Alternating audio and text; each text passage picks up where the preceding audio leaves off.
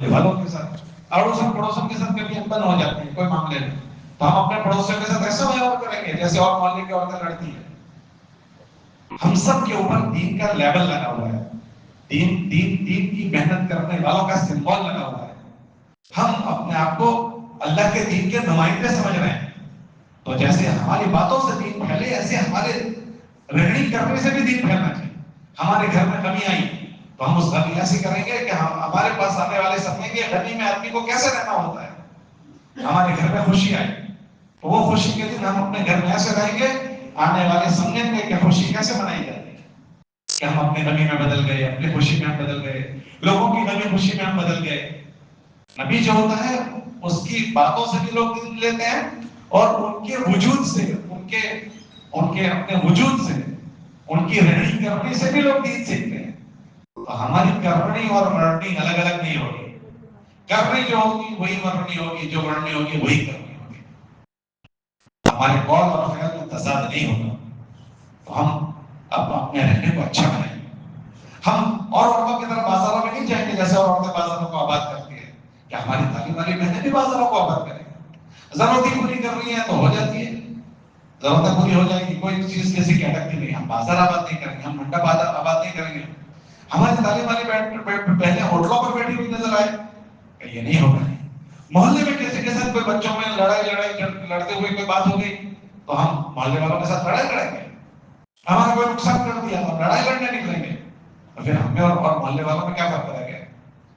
اللہ کے نبی اسلام نے اپنے ذات کا بدلہ کبھی کسی سے نہیں دیا. ہم کوشش کریں کہ ہم اللہ کے دین کے نمائندے ہیں، ہم اللہ کے دین کے ترجمان ہیں.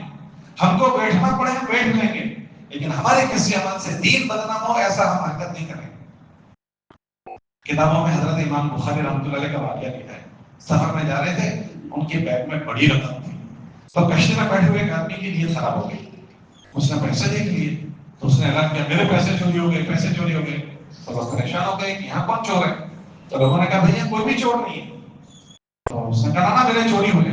سب کی بیگیں چیک کی، کسی کی بیگ میں سے بھی پیسے نہیں. امام صاحب کی بیگ میں سے بھی نہیں نکلے.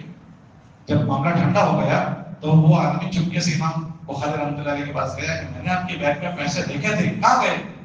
کہ جیسے ہی تم نے اعلان کیا میں نے سارے پیسے دریا میں ڈال دیے. تو وہ کہنے لگا کیوں آپ نے ایسا کیا؟ اتنی بڑی رقم ڈال دی؟ کہاں میں نے ڈال دی. کہ کیوں؟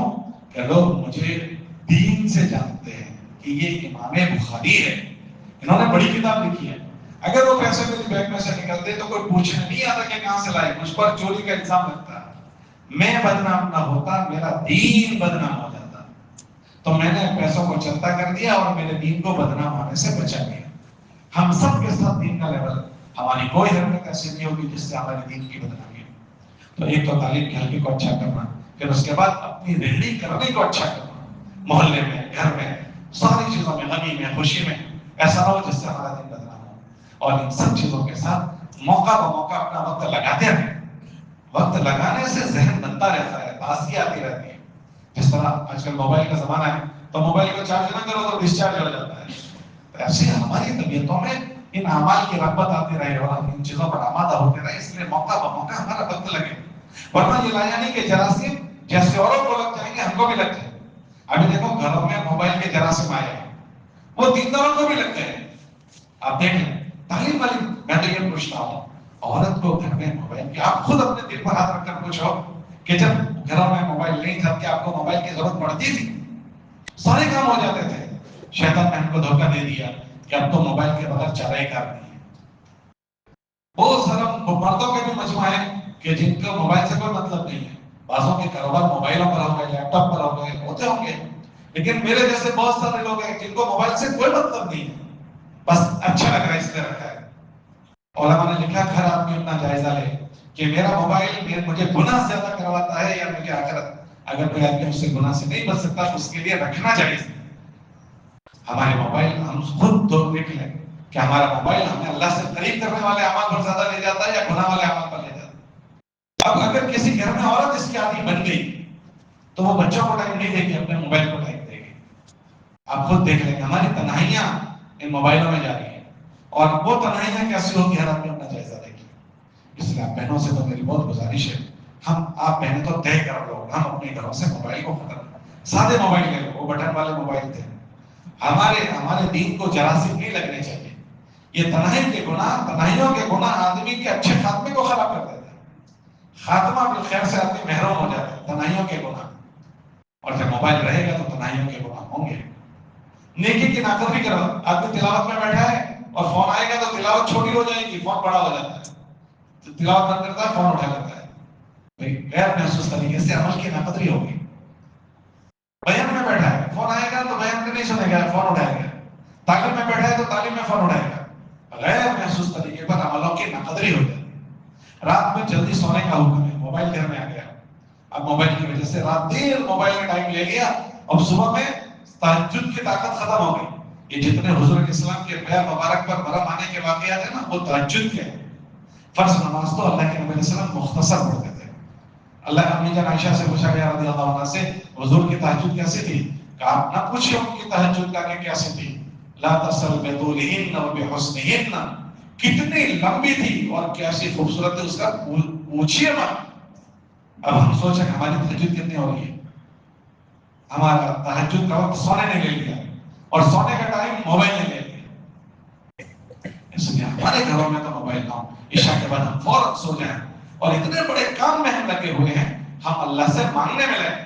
مولانا علیہ صاحب فرماتے تھے 1 گنا مخلوق پر محنت کر رہی ہے، 10 گنا اللہ پر کر رہی ہے.